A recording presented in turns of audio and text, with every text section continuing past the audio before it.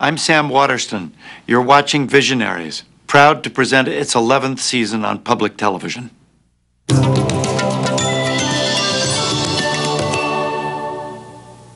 Visionaries is produced in partnership with the Ash Institute for Democratic Governance and Innovation at Harvard University's John F. Kennedy School of Government. Visionaries was made possible in part by the Exposition Foundation, Incorporated, the Kenneth A. Scott Charitable Trust, a Key Bank trust, and by Dr. Fred Eshelman. Additional funding has been provided by the following.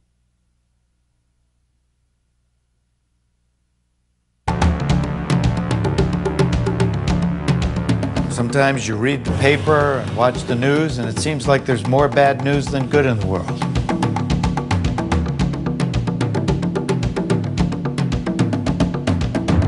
But you know what? It's just not true. I at least can hold on to something, that there's something, maybe it's small, but there's something that I'm doing to make a difference. It's just a feeling that you have. If you can help people, you have to.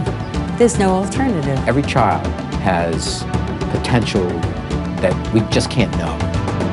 And so, to my mind, that's what we're doing. We are saving potential for the future. Let's play a little word association game. I'll say a word, and you think about the image that word conjures in your mind. Pakistani, Muslim, charity. Interesting, isn't it? The news items that flash through your mind. How did it come to be that millions of people are defined by the most aberrant among us? It happened when headlines and sound bites replaced stories as the principal means of acquiring information.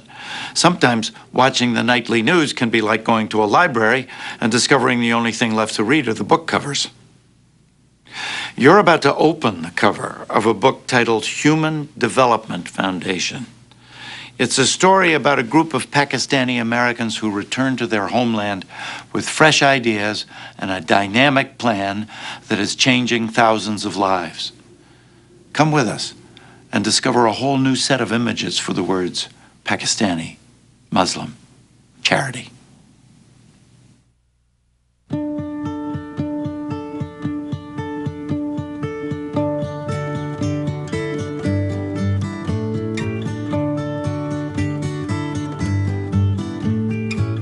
I listen to the wind of my soul. Where I'll end up, well, I think only God really knows. Now we are going to Mardan. Human Development Foundation started its work from this region. And there we are working in a form of an integrated program which includes education, economic development, health, capacity building. A lot of development intervention takes place across the globe, and a lot of funding is made available, but we don't see many successes. The reason for that is that there is no ownership of the beneficiary. And unless that ownership comes in, no amount of funding will find a solution. Another key element is the fact that we actually partner with these communities. We don't give them charity. We work as partners in helping them take responsibility for their own affairs and giving them the necessary training.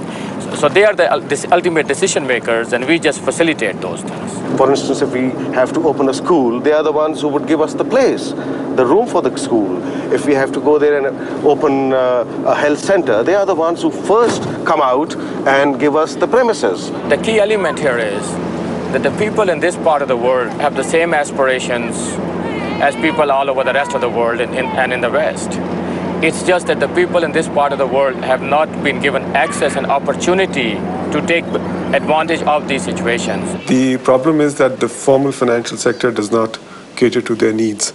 And so we need a reorientation of the financial sector where we can establish institutions for the poor. Hello, how are you? So this idea came up that if you give very small loans to poor people, they have the skills to make it work. And how do you come to know people? You only come to know people when you transact with them. Perceptions are usually wrong. It's only when you actually meet people, when you come to know each other, that you understand each other. So it's not only an economic bridge. I think it's also what I call a human bridge, where people can meet and exchange ideas. So here we are going to meet a borrower of the HDF,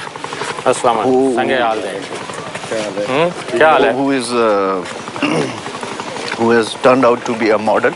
Okay. Originally he is a blacksmith. He just applied to HDF for a loan. HDF provided 16,000 rupees. Then he started this wheat grinding machine. When he paid back all the loan, he applied for another loan. And he was provided 30,000 rupees for this saw machine. This was his original business. Then he couldn't meet his expenses with this.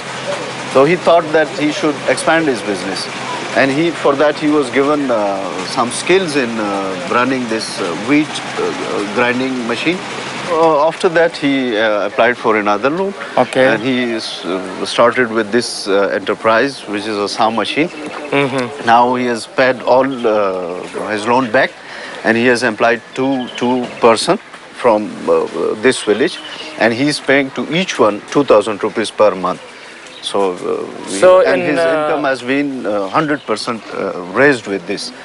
So in less than 4 years, for a total loan amount that is probably less than $1,000. Yes. He's been able to start 3 businesses, employ 2 other people, and increase his income by 100%, and support a family of 15 people. 16 people. That's unbelievable. That's great. The beauty of this approach is that it's not charity. This is money that is given out as a loan, just as you would give it out to anybody else. It has to be repaid back. The result of that is that the recipient of the money is now serious about what is happening. So he's one of the over 5,000 entrepreneurs who have benefited from this program. He has fully repaid his loan. Over 90% of the rest of them have also repaid the loans, and when those loan monies are received by the foundation, they are recirculated amongst the community to the new set of entrepreneurs. We realize that financial services alone will not be sufficient to help in reduction of poverty, and there are other services which are required to support that. And these other services could be health, it could be education, it could be infrastructure, and many other needs which are required by the household. We provided technical skills, how to run this machine and how to run that machine, how to make repair then if there is any problem in it. And also with the business skills, like the basic business management skills, we are provided to such a borrower. Because without that, we are not extending any loan to a person. So the prerequisite for the loan that they have to have the skills and technical skills and the business management skills for that business. Exactly. And they have to get that training before you would give them the loan. 1,600 people.